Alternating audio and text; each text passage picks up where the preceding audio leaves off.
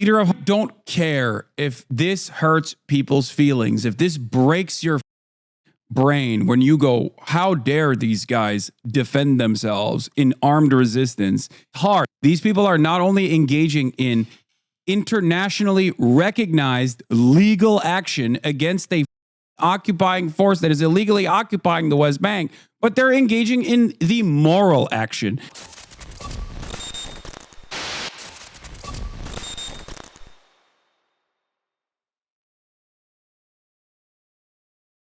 Look at demonstrators gathering. This is another insane story as well. We talked about this yesterday. Mohsen was honeypotted by the federal government, where they literally said, oh, you have a naturalization ceremony. Please come in. And he went in as a green card holder who was in the process of naturalizing to become a U.S. citizen.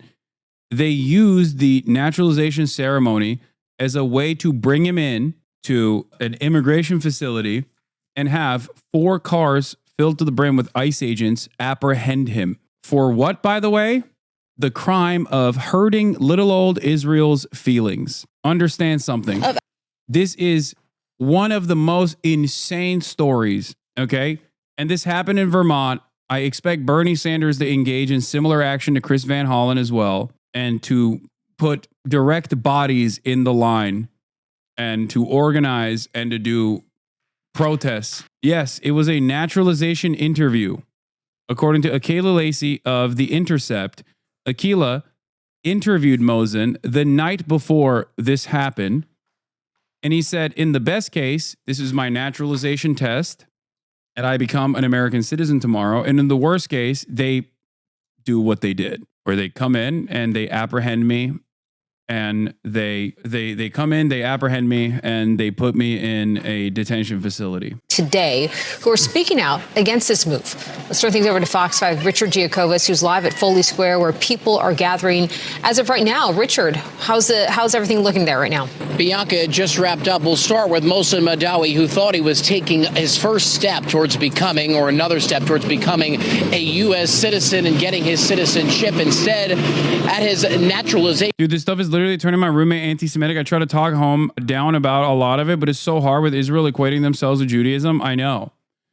I keep warning about this, which is a secondary consequence.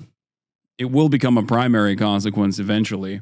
And that's when it's, that's when it's all is lost at that point. But yes, the Trump administration is simply using the institutional power and institutional influence that pro-Israeli lobby organizations have to erode the First Amendment protections from the Constitution. They're using it as a weapon, okay? A lot of the pro-Israeli groups, both in the United States of America and in Israel, both, do not care about the anti-Semitism that this creates, because this association benefits them, because then Jews are terrified of anti-Semitism in the West. And if they're terrified of anti-Semitism in the West, they will do everything in their power to defend Israel or literally move to Israel. That's the greatest thing that could ever happen. If this turns anyone anti-Semitic, it's on them. Let's not infantilize people. Come on, dude. Come on. Israel is living out the dreams of David Duke, okay? The arguments that David Duke has presented, Israel is basically literally using as a forward-facing front, basically, to all of these Americans that have never even entertained this notion. What are you talking about? It's not even an infantilization at this point. It is the expected outcome.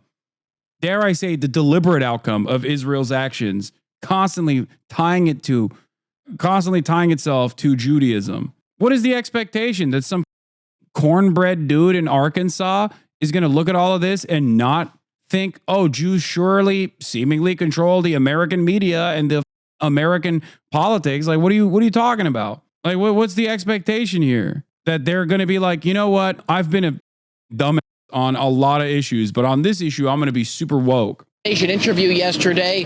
Family didn't hear from him for hours, so they contacted his lawyers, only to find out that Mahdawi was arrested and detained at an immigration center. Eyes off our campus now!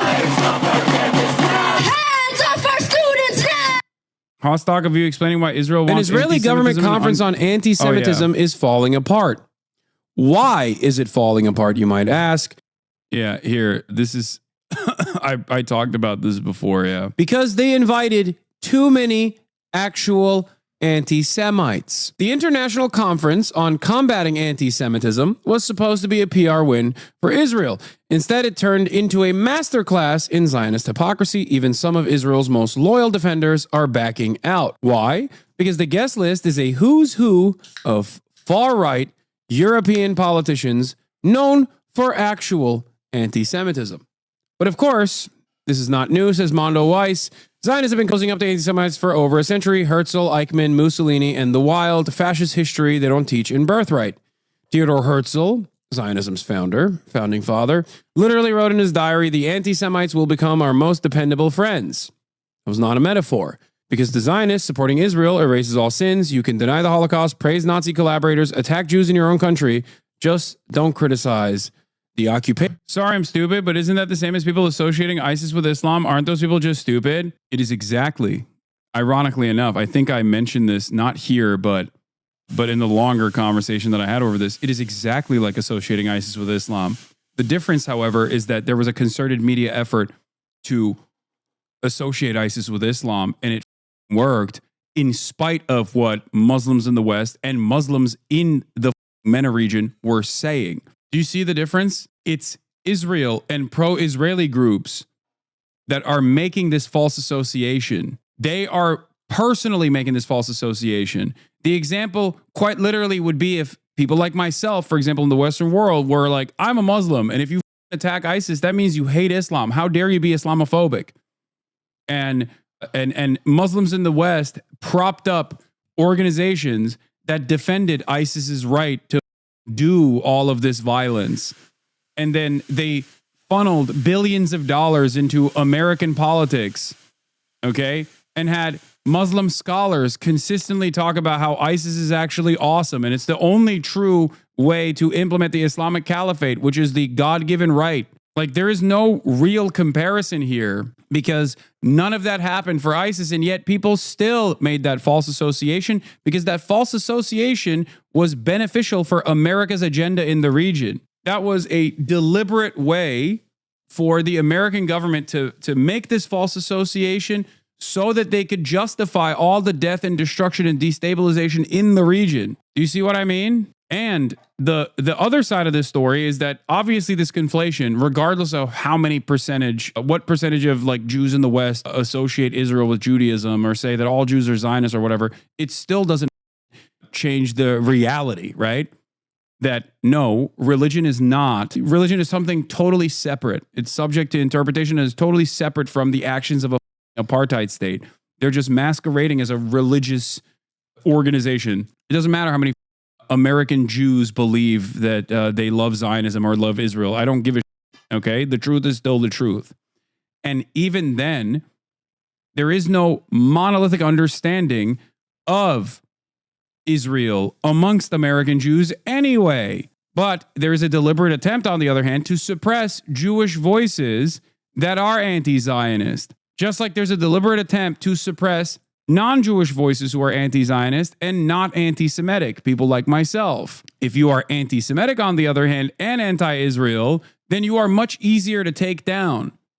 You're much easier to take down because you can just like present those guys, the guys like Candace Owens or Dan Bilzerian, as like bad faith actors.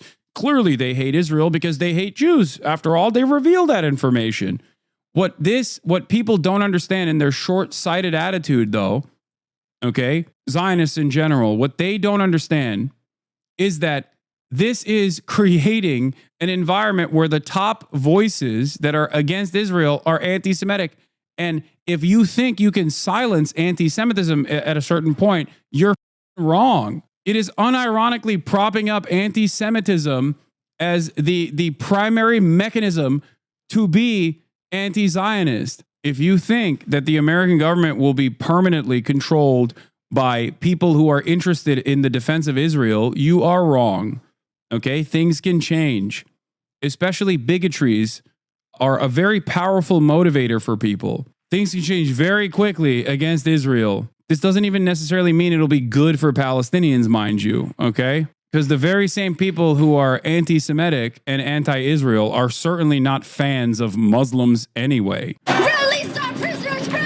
Dozens have gathered here in Foley Square today to what they say is another legal arrest of a student at Columbia. Mahdawi is a student at Columbia University and a permanent U.S. resident. He was placed in handcuffs by ICE agents yesterday, with his lawyers claiming the Trump administration is looking to remove him from the country. Immigration officials arguing that pro-Palestinian demonstrators like Mahdawi have been responsible for a rise in anti-Semitism. Mahdawi has been an outspoken critic of Israel's military campaign in Gaza. He has also taken part in organized student protests on Columbia's campus last year, only to step back prior to those encampments being set up and students taking over school buildings. Mahdawi has organized student protests and even co-founded a group with Mahmoud Khalil that celebrates Palestinian culture, history, and identity. We are out here today demanding the release of Mohsen Mahdawi. We have been out in the streets for every student activist that has been illegally abducted and detained simply for protesting the genocide in Gaza. We're here to say that protesting a genocide and an occupation is not a crime. Now, according to a petition filed in court by his lawyers, Mahdawi has held a green card here in the U.S. for the past decade,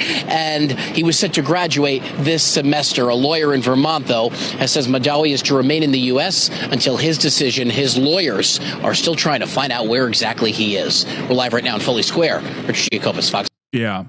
Speaking of, there's an update on Kilmar on Brago's case. I will get to it in a second.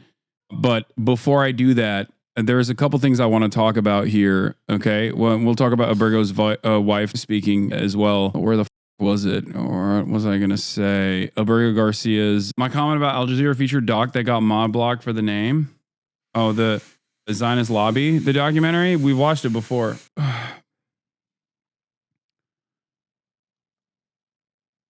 One of the things that happened in the process of Mohsen's unjustifiable apprehension that found insane to top it off with like the endless sequence of cruelty, violence, and the horrifying nature of all of this was that the Zionist accounts, the pro-Israeli accounts, all over the timeline, all up and down the timeline. You're hearing my father using the blender in the background, if that's the sound you're wondering about. Okay. All up and down the timeline, they were trying to claim that Mohsen Mahdawi was actually some Palestinian militant. And for the purpose of claiming this insane statement, they engaged in yet another instance where Zionism is just simply racism, okay? They engaged in yet another example that proves that Zionism is racism and nothing but. Here it is. Eyal Yacobi and numerous other pro-Israeli accounts, just like Eyal Yacobi, did this thing where they posted, breaking, Mohsen Mahdawi, a Columbia student, has just been detained by DHS. Before anyone says that he's being arrested for speech, this is his Instagram account. So two things here. This is not the right guy. And secondly, peaceful protest equals militancy. No. Wait, what? Peaceful protest equals militancy? What the are you talking about? This is not even him.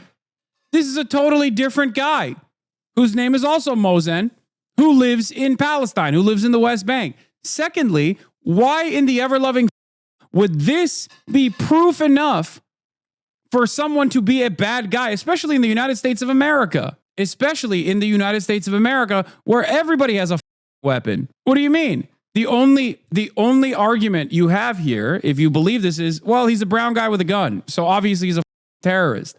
That's it. It's the Ethan Klein conundrum, where he was like, well, Rashid is posting with guns. Clearly he's a terrorist. Yemen has the second highest gun ownership per capita rate on the planet after the United States of America, of course. How insane. And yeah, he said, we have terrorists walking amongst us.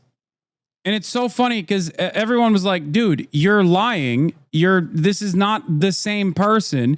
And he just kept repeating this WashingtonFreeBeacon.com article, which is ridiculous. It's literally not him. This reminds me of the time when Israel knowingly lied about what Arabs were saying, what like Arabic lettering looked like in that famous case where they were pointing to a calendar to say this is a terror calendar. And everyone was like, that's just days of the week, man. Because they know that most of the supporters of Israel don't know Arabic and don't care to learn Arabic or trust anyone who does know Arabic. So that's precisely what is happening here. They're just like, they're literally doing the same where they're like, nah, this is him. They're relying on the racism that pro-Israeli people have, or the nascent racism that exists, the Islamophobia that exists, to make this assertion, okay? That's literally what's going on here. This is not the same guy. How the do you think you can get away with this? Like, it's insane to me. And look, people correcting the record are getting 1.7 thousand likes. Meanwhile, this lie, this like insanely racist lie, the laziest propaganda you could ever engage in, has 28,000 likes. 28,000 likes, correcting the record, 14,000 likes. It's not the same person. What the is happening? No community notes, no interest in the truth whatsoever. They don't even look alike. Mohsen sen, okay. Ananı sikerim senin. Mahdawi's attorney said to her knowledge, this is not his account.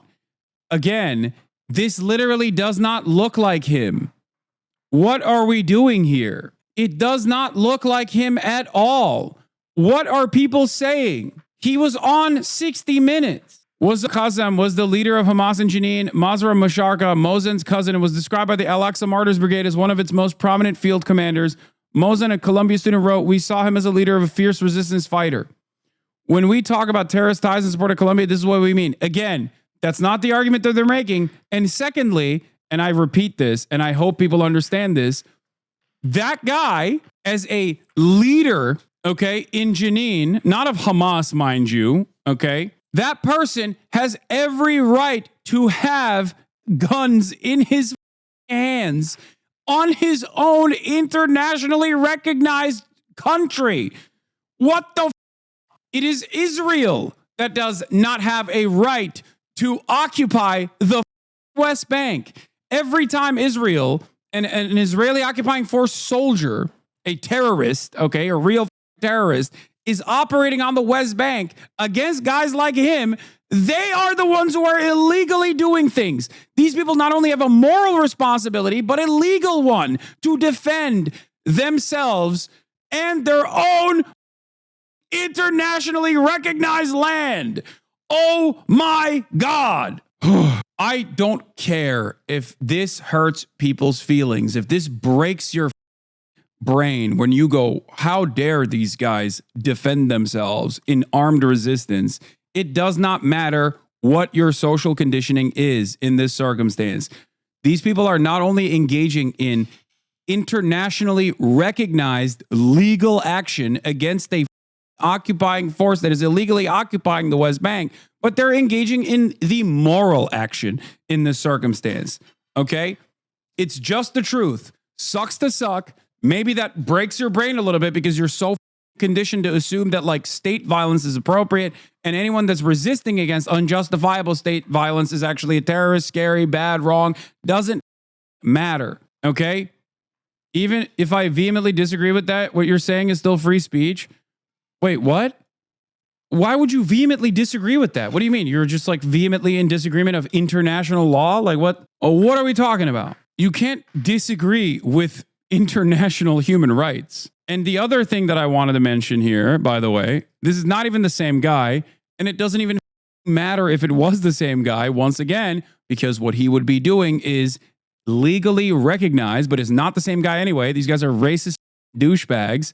Just like Columbia Jewish Israelis account is trying to be like, well, this guy's a bad guy. He's a scary terrorist guy. Leader of Hamas in Jenin. The f- do you mean leader of Hamas in Jenin? Oh, you mean like the spontaneous organized militia group in Jenin that is actively fighting against the occupational forces, that is engaging in terrorism in direct violation of international law?